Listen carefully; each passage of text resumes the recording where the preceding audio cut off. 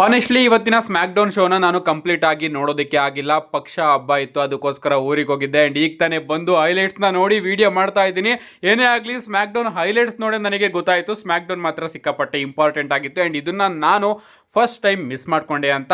ಆದರೂ ಕೂಡ ಚಿಕ್ಕದಾಗಿ ಎಕ್ಸ್ಪ್ಲೇನ್ ಮಾಡ್ತೀನಿ ಇವತ್ತಿನ ಶೋ ಅಲ್ಲಿ ಏನೇನಾಯಿತು ಅಂತ. ಶೋನ ಓಪನಿಂಗ್ ಅಲ್ಲಿ ನಮಗೆ ಪಾಲ್ ಎಮೆನ್ ಅವರು ನೋಡೋದಕ್ಕೆ ಸಿಗ್ತಾರೆ. ನಮ್ಮ ಪಾಲ್ ಎಮೆನ್ ಅವರು ರಿಂಗಿಗೆ ಬಂದು, so what you want talk about, ನೀವು ಯಾವ್ದ್ರ ಬಗ್ಗೆ ಮಾತಾಡಬೇಕು, ನೀವೆಲ್ಲರೂ ಕೂಡ real world champion Seth Rollins ಅವರ ಬಗ್ಗೆ ಮಾತಾಡೋದಕ್ಕೆ ಇಷ್ಟಪಡ್ತೀರಾ ಅಂತ ಕೇಳ್ತಾರೆ. ಇಡೀ ಕ್ರೌಡು ಬೂ ಮಾಡೋದಕ್ಕೆ ಶುರು ಮಾಡುತ್ತೆ. ಅಂಡ್ ಇಡೀ ಕ್ರೌಡು OTC ಚಾಂಟ್ ನ ಮಾಡಬೇಕಾದ್ರೆ ನಮ್ಮ ಪಾಲ್ ಎಮೆನ್ ಅವರು ರೋಮನ್ ರೈನ್ಸ್ ಅವರ ಬಗ್ಗೆ ಮಾತಾಡೋದಕ್ಕೆ ನನಗೂ ಕೂಡ ಇಷ್ಟ ಇದೆ, ಬಟ್ ಇಂಜರ್ಡ್ ಸೂಪರ್ ಸ್ಟಾರ್ ಬಗ್ಗೆ ಮಾತಾಡೋದಕ್ಕೆ ನನಗೆ ಚೂರು ಕೂಡ ಇಷ್ಟ ಇಲ್ಲ.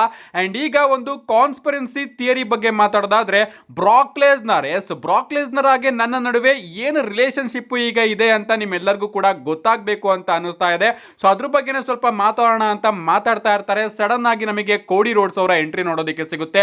ನಮ್ಮ ಕೋಡಿ ರೋಡ್ಸ್ ಅವರು ಕೂಡ ರಿಂಗ್ ಗೆ ಬರ್ತಾರೆ ಅಂಡ್ ಹೇಳ್ತಾರೆ, ಪಾಲ್ ಎಮೆನ್ ರೆಸ್ಸಲ್ ಪಲೂಜಾದಲ್ಲಿ ನೀನು ಬ್ರಾಕ್ ಲೆಸ್ನರ್ ಅವರ ಕಾರ್ನರ್ ಅಲ್ಲಿ ಇದ್ದೆ ಜಾನ್ ಸಿನಾ ಅವರ ಮ್ಯಾಚ್ ಅಲ್ಲಿ. ಅಂಡ್ ಈಗ ನನಗೆ ಒಂದೇ ಒಂದು ವಿಚಾರ ಗೊತ್ತಾಗಬೇಕು, ನಾನಿಲ್ಲಿ ಯಾರ ಜೊತೆ ಮಾತಾಡ್ತಾ ಇದ್ದೀನಿ, ನಾನಿಲ್ಲಿ ಒರಾಕಲ್ ಜೊತೆ ಮಾತಾಡ್ತಿದ್ದೀನೋ, ನಾನಿಲ್ಲಿ ವೈಸ್ ಮ್ಯಾನ್ ಜೊತೆ ಮಾತಾಡ್ತಾ ಇದ್ದೀನೋ, ಅಥವಾ ನಾನಿಲ್ಲಿ ಅಡ್ವೊಕೇಟ್ ಜೊತೆ ಮಾತಾಡ್ತಾ ಇದ್ದೀನೋ ಅಂತ ನಮ್ಮ ಕೋಡಿ ರೋಡ್ಸ್ ಅವರು ಪಾಲ್ ಎಮೆನ್ ಅವ್ರನ್ನ ಕೇಳ್ತಾರೆ. ಅಂಡ್ ಆಗ ನಮ್ಮ ಪಾಲ್ ಎಮೆನ್ ಅವರು ಹೇಳ್ತಾರೆ, ಕೋಡಿ ರೋಡ್ಸ್ ನೀನಿಲ್ಲಿ ಗೋಟ್ ಜೊತೆ ಮಾತಾಡ್ತಿದ್ಯಾ, ಗ್ರೇಟೆಸ್ಟ್ ಆಫ್ ಆಲ್ ಟೈಮ್ ಜೊತೆ ಮಾತಾಡ್ತಿದ್ಯಾ, ನೀನು ಬ್ರಾಕ್ ಲೆಸ್ನರ್ ಅವರ ಬಗ್ಗೆ ಕೇಳಿದ್ದು ನನಗೆ ಖುಷಿ ಆಯ್ತು.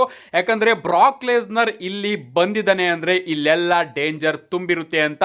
ಅಂಡ್ ನೀನು ಭಯ ಪಡೋದಕ್ಕೆ ಹೋಗ್ಬೇಡ, ಬ್ರಾಕ್ ಲೆಸ್ನರ್ ಇಲ್ಲಿ ಇಲ್ಲ ಅಂತೇಳಿ ಬ್ರಾನ್ ಬ್ರೇಕರ್ ಆಗಿ ಬ್ರಾನ್ಸನ್ ರೀಡ್ ಅವ್ರನ್ನ ರಿಂಗ್ ಮೇಲ್ಗಡೆ ಕಳಿಸ್ತಾರೆ ನಮ್ಮ ಪಾಲ್ ಎಮೆನ್ ಅವರು. ಅಂಡ್ ನಮ್ಮ ಕೋಡಿ ರೋಡ್ಸ್ ಆಗಿ ಬ್ರಾನ್ ಬ್ರೇಕರ್ ಬ್ರಾನ್ಸನ್ ರೀಡ್ ಅವರ ನಡುವೆ ಕೂಡ ವಾದ ವಿವಾದಗಳು ನೋಡೋದಕ್ಕೆ ಸಿಕ್ಕಿ ಫೈನಲಿ ಒಂದು ಬ್ರಾಲ್ ಕೂಡ ಶುರು ಆಗುತ್ತೆ.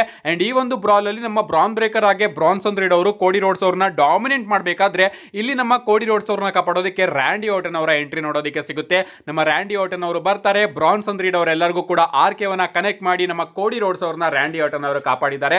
ಅಷ್ಟೇ ಅಲ್ಲ, ಈ ಬಾರಿನೂ ಕೂಡ ಮತ್ತೊಮ್ಮೆ ನಮ್ಮ ಕೋಡಿ ರೋಡ್ಸ್ ಅವರ ಚಾಂಪಿಯನ್ಶಿಪ್ ನ ಇಟ್ಕೊಂಡು ರ್ಯಾಂಡಿ ಆರ್ಟನ್ ಅವರು ನೋಡ್ತಾ ನಿಂತಿರ್ತಾರೆ. ವರ್ಷಗಳಿಂದನೂ ಕೂಡ ನಮ್ಮ ರ್ಯಾಂಡಿ ಆರ್ಟನ್ ಅವರು ಕೋಡಿ ರೋಡ್ಸ್ ಅವರ ಚಾಂಪಿಯನ್ಶಿಪ್ ನ ನೋಡ್ತಾನೆ ಇದ್ದಾರೆ, ಬಟ್ ಏನು ಕೂಡ ಮಾಡ್ತಾನೆ ಇಲ್ಲ. Over all smack down opening ನಿಜವಾಗ್ಲೂ ಕೂಡ ಚೆನ್ನಾಗಿತ್ತು. ಅಂಡ್ ಬ್ರಾಕ್ ಲೆಸ್ನರ್ ಆಗಿ ಪಾಲ್ ಎಮೆನ್ ಅವರ ರಿಲೇಶನ್ಶಿಪ್ ನ WWE ಅವರು ಇಲ್ಲಿ ಮತ್ತೊಮ್ಮೆ ಟೀಸ್ ಮಾಡಿ ಹೇಳ್ತಾ ಇದೆ. ಇದಿನ್ನೂ ಕೂಡ ಕಂಟಿನ್ಯೂ ಆಗುತ್ತೆ. ಸರ್ವೈವರ್ ಸೀರೀಸ್ ವಾರ್ ಗೇಮ್ ಅಲ್ಲಿ 100% ಬರ್ತಾರೆ ಬ್ರಾಕ್ ಲೆಸ್ನರ್ ಅವರು ಪಾಲ್ ಎಮೆನ್ ಅವರ ಜೊತೆಗೆ ಅಂತ. ಇದಾದ್ಮೇಲೆ ನಮಗೆ ಸ್ಟ್ರೀಟ್ ಪ್ರಾಫಿಟ್ ಆಗಿ ಮಿಸ್ ಅಂಡ್ ಮೆಲ್ಲೋ ಅವರ ನಡುವೆ ಒಂದು ಟ್ಯಾಗ್ ಟೀಮ್ ಮ್ಯಾಚ್ ನೋಡೋದಕ್ಕೆ ಸಿಗುತ್ತೆ. ಈ ಒಂದು ಮ್ಯಾಚ್ ಕಡೆ ಬರೋದಾದ್ರೆ ಮ್ಯಾಚ್ ಡಿಸೆಂಟ್ ಆಗಿತ್ತು ಅಂತ ಅನ್ಕೋತೀನಿ. ಆಫ್ ಕೋರ್ಸ್ ನಾನು ನೋಡಿಲ್ಲ. ಅಂಡ್ ಈ ಒಂದು ಮ್ಯಾಚ್ ನ ಎಂಡಿಂಗ್ ಅಲ್ಲಿ ನಮ್ಮ ಕಾರ್ಮೆಲೋ ಅವರು ತನ್ನ ಫಿನಿಶರ್ ನ ಹಾಕಿ ಇನ್ನೇನು ಮ್ಯಾಚ್ ನ ಮುಗಿಸೋದಕ್ಕೆ ಹೋದಾಗ ಮಿಸ್ ಅವರು ಟ್ಯಾಗ್ ನ ತಗೊಂಡು ನಾನು ಮ್ಯಾಚ್ ನ ಗೆಲ್ಲಿಸ್ತೀನಿ ಅಂತ ಹೋಗ್ತಾರೆ, ಬಟ್ ನಮ್ಮ ಕಾರ್ಮೆಲೋ ಅವರು ಮಿಸ್ ಅವರ ಕೈ ಹಿಡ್ಕೊಬಿಡ್ತಾರೆ. ಅಂಡ್ ಅಷ್ಟೊತ್ತಿಗೆ ನಮ್ಮ ಸ್ಟ್ರೀಟ್ ಪ್ರಾಫಿಟ್ ಅವರು ಕಮ್ ಬ್ಯಾಕ್ ಮಾಡಿ ಮಿಸ್ ಅವರಿಗೆ ತನ್ನ ಫಿನಿಶರ್ ನ ಕನೆಕ್ಟ್ ಮಾಡಿ ಮಿಸ್ ಅವ್ರನ್ನ ಪಿನ್ ಮಾಡಿ ಈ ಒಂದು ಮ್ಯಾಚ್ ಅಲ್ಲಿ ವಿಕ್ಟರಿನ ಗಳಿಸ್ಕೊಂಡಿದ್ದಾರೆ. ಇದಾದ್ಮೇಲೆ ನಮಗೆ Julia and Kiana James versus ಮಿಚಿನ್ ಅಂಡ್ ಬಿಫ್ಯಾಬ್ ಅವರ ನಡುವೆ ಕೂಡ ಒಂದು ಟ್ಯಾಗ್ ಟೀಮ್ ಮ್ಯಾಚ್ ನೋಡೋದಕ್ಕೆ ಸಿಗುತ್ತೆ. ಡಿಸೆಂಟ್ ಮ್ಯಾಚ್ ಅಂತ ಅನ್ಕೋತೀನಿ. ಅಂಡ್ ಈ ಒಂದು ಮ್ಯಾಚ್ ಅಲ್ಲಿ ನಮ್ಮ ಮಿಚಿನ್ ಹಾಗೆ ಬಿಫ್ಯಾಬ್ ಅವ್ರನ್ನ ಕಿಯಾನಾ ಜೇಮ್ಸ್ ಹಾಗೆ ಜೂಲಿಯಾ ಅವರು ಸೋಲಿಸಿದ್ದಾರೆ. ಇದಾದ್ಮೇಲೆ ನಮಗೆ ಡ್ರೂ ಮ್ಯಾಕೆಂಟೈರ್ ಅವರ ಎಂಟ್ರಿ ನೋಡೋದಕ್ಕೆ ಸಿಗುತ್ತೆ. ನಮ್ಮ ಡ್ರೂ ಮ್ಯಾಕೆಂಟೈರ್ ಅವರು ರಿಂಗ್ ಗೆ ಬರ್ತಾರೆ ಅಂಡ್ ಹೇಳ್ತಾರೆ, ಈ ಒಂದು ಜಾಗದಲ್ಲಿ ನಾನು 2017ರಲ್ಲಿ ಕಮ್ ಬ್ಯಾಕ್ ಮಾಡಿದ್ದು, ಈ ಒಂದು ಜಾಗದಲ್ಲಿ ನಾನು ಮೊದಲ ಬಾರಿ WWE ಚಾಂಪಿಯನ್ಶಿಪ್ ನ ಗೆದ್ದಿದ್ದು, ಅಂಡ್ ಈ ಒಂದು ಜಾಗದಲ್ಲಿ ನಾನು ಕ್ರೌಡ್ ಮುಂದೆನೂ ಕೂಡ WWE ಚಾಂಪಿಯನ್ಶಿಪ್ ನ ಗೆದ್ದಿದ್ದು. ಅಂಡ್ ಈಗ ಕೋಡಿ ರೋಡ್ಸ್ ರೆಸ್ಸಲ್ ಪಲೂಜಾದಲ್ಲಿ ನೀನು ನನಗೆ ಸ್ಕ್ರೂ ಮಾಡಿದ್ಯಾ, ಅಂಡ್ ರೆಫ್ರಿ ನೀನು ಮ್ಯಾಚ್ ರೆಫ್ರಿ ಆಗಿರಲಿಲ್ಲ, ಬದಲಿಗೆ ಕೋಡಿ ರೋಡ್ಸ್ ಅವರ ರೆಫ್ರಿ ಆಗಿದ್ದೆ, ನೀನು WWE ಗೆ ಎಂಪ್ಲಾಯಿ ಆಗಿರಲಿಲ್ಲ, ಬದಲಿಗೆ ಕೋಡಿ ರೋಡ್ಸ್ ಅವರಿಗೆ ಎಂಪ್ಲಾಯಿ ಆಗಿದ್ದೆ. ನಿಜವಾಗ್ಲೂ ನನಗಂತೂ ಅರ್ಥ ಆಗ್ಲಿಲ್ಲ. ನಾನು ಕ್ಲೇಮರ್ ಕಿಕ್ ನ ಹೊಡೆಯೋದಕ್ಕೆ ಹೋದಾಗ ನೀನು ಯಾಕೆ ಬಂದು ತಡದೆ ಅಂತ, ಅದು ಯಾವ ರೀತಿ DQ ಆಗುತ್ತೆ, ನೀನು ಕೋಡಿ ರೋಡ್ಸ್ ಅವ್ರನ್ನ ಸೇಫ್ ಮಾಡೋದಕ್ಕೆ ಟ್ರೈ ಮಾಡಿದೆ. ಅಂಡ್ ಅದಕ್ಕೋಸ್ಕರ ನಾನು ಇಲ್ಲಿ ನಿನ್ನಿಂದನೇ ಚಾಂಪಿಯನ್ ಆಗಿದ್ರು ಕೂಡ ಚಾಂಪಿಯನ್ ಆಗಿಲ್ದೇ ಇರೋ ರೀತಿ ನಿಂತಿದ್ದೀನಿ ಅಂತ ನಮ್ಮ ಡ್ರೂ ಮ್ಯಾಕೆಂಟೈರ್ ಅವರು ಮತ್ತೊಮ್ಮೆ ಎಕ್ಸ್ಕ್ಯೂಸ್ಗಳನ್ನ ಕೊಡೋದಕ್ಕೆ ಶುರು ಮಾಡ್ತಾರೆ. ಅಂಡ್ ಹೇಳ್ತಾರೆ, ನಾನು 3 ಕೌಂಟ್ ನ ಮಾಡಿದ್ದೆ, ಬಟ್ ಪಿನ್ ಮಾಡೋದಕ್ಕೆ ನೀನು ಇರಲಿಲ್ಲ ಅಂತ. ಸಡನ್ ಆಗಿ ನಮ್ಮ ನಿಕ್ ಆಲ್ಡಿಸ್ ಅವರು ಬಂದು, ನಾನು ನೀನು ಹೇಳೋದನ್ನ ಒಪ್ಕೋತೀನಿ, ಬಟ್ ಮ್ಯಾಚ್ ಮುಗ್ದೋಗಿದೆ ಅಂಡ್ ನಿನ್ನನ್ನ ಇಲ್ಲಿಗೆ ಬರೋದಕ್ಕೆ ಯಾವ ಮೆಡಿಕಲ್ ಟೀಮು ಕೂಡ ಕ್ಲಿಯರ್ ಮಾಡಿಲ್ಲ ಡ್ರೂ ಅಂತ ನಮ್ಮ ನಿಕ್ ಆಲ್ಡಿಸ್ ಅವರು ಹೇಳ್ತಾರೆ. ಅಂಡ್ ಆಗ ನಮ್ಮ ಡ್ರೂ ಮ್ಯಾಕೆಂಟೈರ್ ಅವರು, ಅದು WWE ಮೆಡಿಕಲ್ ಟೀಮ್ ಅಲ್ಲ, ಬದಲಿಗೆ ಕೋಡಿ ರೋಡ್ಸ್ ಅವರ ಮೆಡಿಕಲ್ ಸ್ಪೆಷಲ್ ಟೀಮು ಹಾಗೆ ಹೀಗೆ ಅಂತ ಮಾತಾಡ್ತಾ ಇರ್ತಾರೆ. ಸಡನ್ ಆಗಿ ನಮಗೆ ಜೇಕೋ ಫಾಟು ಅವರ ಎಂಟ್ರಿ ನೋಡೋದಕ್ಕೆ ಸಿಗುತ್ತೆ. ನಿಜವಾಗ್ಲೂ ನನಗಂತೂ ಜೇಕೋ ಫಾಟು ಅವ್ರನ್ನ ನೋಡಿ ಸಿಕ್ಕಾಪಟ್ಟೆ ಖುಷಿ ಆಯ್ತು. ಅಂಡ್ ಡ್ರೂ ಮ್ಯಾಕೆಂಟೈರ್ ಅವ್ರನ್ನ ನೋಡಿ ಬೇಜಾರಾಯ್ತು. ಯಾಕಂದ್ರೆ ಡ್ರೂ ಮ್ಯಾಕೆಂಟೈರ್ ಅವ್ರನ್ನ ಡಬ್ಲ್ಯೂ ಅವರು ಮತ್ತೊಮ್ಮೆ ಮಿಡ್ ಕಾರ್ಡ್ ಡಿವಿಷನ್ ಗೆ ಹಾಕಿದ್ದಾರೆ. ಜೇಕೋ ಫಾಟು ಅವರು ಬರ್ತಾರೆ, ಡ್ರೂ ಮ್ಯಾಕೆಂಟೈರ್ ಅವರಿಗೆ ಏನೇನೋ ಹೇಳ್ತಾರೆ. ಡ್ರೂ ಮ್ಯಾಕೆಂಟೈರ್ ಅವರು ಡಿಚ್ಚಿ ಹೊಡಿತಾರೆ. ಅಂಡ್ ಇವರ ನಡುವೆ ಒಂದು ಬ್ರಾಲ್ ನೋಡೋದಕ್ಕೆ ಸಿಗುತ್ತೆ. ಫೈನಲಿ ನಮ್ಮ ಜೇಕೋ ಫಾಟು ಅವರಿಗೆ ಅಪ್ಪರ್ ಹ್ಯಾಂಡ್ ಸಿಗುತ್ತೆ. ಏನೇ ಆಗ್ಲಿ ಗೈಸ್, ಈ ಒಂದು ಸೆಗ್ಮೆಂಟ್ ಕೂಡ ಚೆನ್ನಾಗಿತ್ತು. ಇದಾದ್ಮೇಲೆ ನಮಗೆ ಸ್ಯಾಮಿ ಝೈನ್ ಅವರ ಓಪನ್ ಚಾಲೆಂಜ್ ನೋಡೋದಕ್ಕೆ ಸಿಗುತ್ತೆ ಯುನೈಟೆಡ್ ಸ್ಟೇಟ್ ಚಾಂಪಿಯನ್ಶಿಪ್ ಗೆ. ಅಂಡ್ ಅದನ್ನ ಅಕ್ಸೆಪ್ಟ್ ಮಾಡ್ಕೊಳ್ಳೋದು NXT ಯ ಇವಾನ್ಸ್ ಅವರು.